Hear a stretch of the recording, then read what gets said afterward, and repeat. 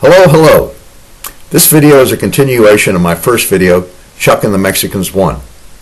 I am not wearing my red sweater today, but my name is still Chuck. In the first video, I addressed the issue that we need the Congress of the United States to develop a demographic plan that serves the needs of all Americans.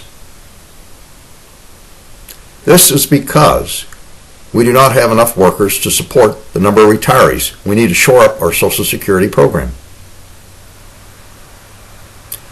Also, I pointed out that we need protections for those of us who are American citizens. So as we bring in an increased level of immigrants, those of us who are citizens today and who will become citizens in the future are assured that we have a good chance at landing jobs and are well off economically. I'm going to outline just a few of what I will call prerequisites to an increase in the level of immigration. These are examples. You can put these on your table and you can increase the list however long you want it to be.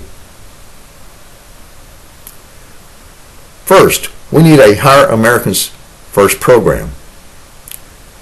This should include a provision for hiring those over 40, but it should also include bans for hiring those over 50 and over 60. The immigrants we want to bring in are going to be younger workers. We need to make sure that these people, 40, 50, 60, can get good jobs. Also, we need some protection for those Americans under the age of 40. Secondly, we need a national rent control program combined with a program to expand. This would be a government program to expand the number of housing units available. It could be a direct housing program or it could be a subsidized housing program through private enterprise, either way.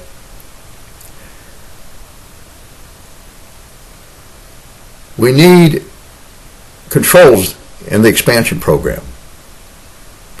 We don't want those amongst us who are dishonest and engaged in contracting, development, bond issuing, or whatever, as might be related to the program, ripping the rest of us off. In other words, stealing from the taxpayer. So we need good controls in place.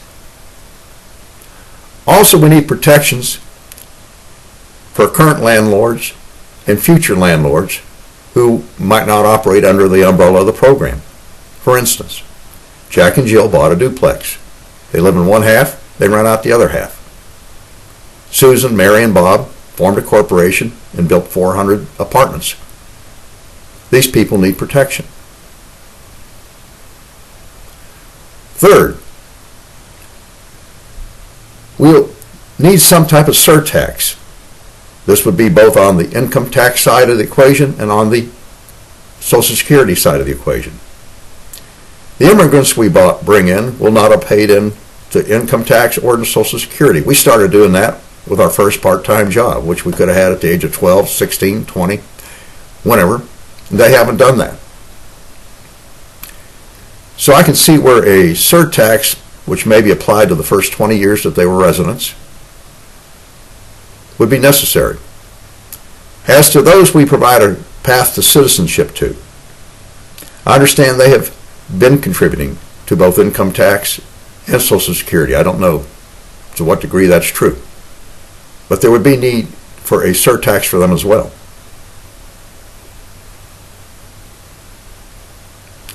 Fourth, we want to control who comes in and when. We want immigrants coming in when we're in a recovery period, not in the middle of a recession. And we want those coming in who we want to have come in. We don't want people coming in we don't want.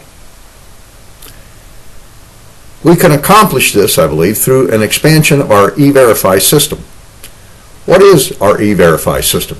Well, that's a system used by contractors who work with the federal government to assure that the people they are hiring are here legally, whether they're born here or came under some other type of legal umbrella. They're here legally.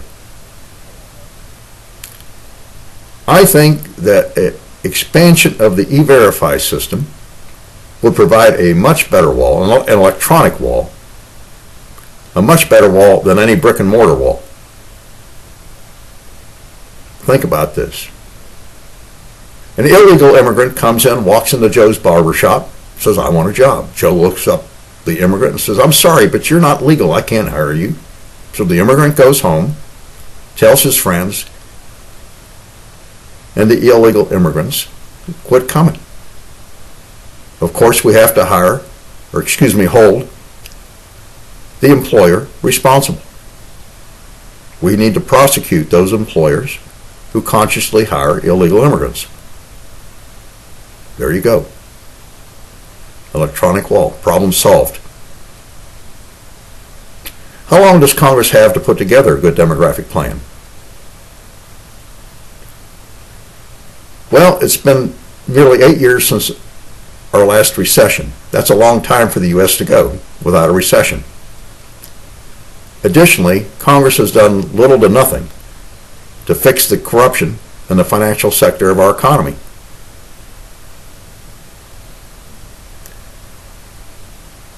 The current president said that he's going to expand defense spending. That'll prolong the recovery period. But sooner or later it will come, and I think it'll be bigger than normal because of the failure of Congress to fix the corruption. I don't know how big it'll be. Some people think it'll be as big as the last recession. Some think it'll be much bigger. I'm not going to guess at that, but we will get through it and enter into another recovery period. The best time to bring in an increased level of immigrants would be at the end of the third year of a recovery period or in the middle of the fourth year. This would prolong the recovery period, which would be good for Americans and good for the new immigrants. So Congress has some time. But you and I know that Congress is not quick to act. And what we do not want to do is miss the opportunity that will be provided by the next recovery period. We need people in here to support our retirees. That's all there is to it. So you need to start hounding Congress today. And you need to hire them 2 years from now, 4 years from now, 6 years from now, however long it takes until we're at least in that third year of the next recovery period. What else do you need to do? Well, you've heard this before. You need to talk about this video with your friends and your relatives, with people at your church and your civic club, with people you might meet while waiting on a bus or a train, and just about everybody. Get your head around it.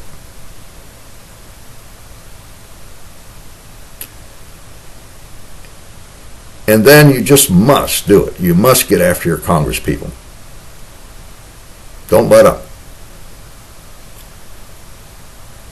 Okay, what I'm going to do in the future is I'm going to perhaps put out one more video on immigration, but I'll also put out videos on inheritance tax, corporate tax, minimum wage, and several other subjects.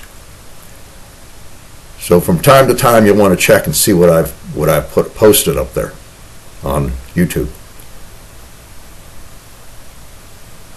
That'll be it for today. You have a good day. This has been Chuck.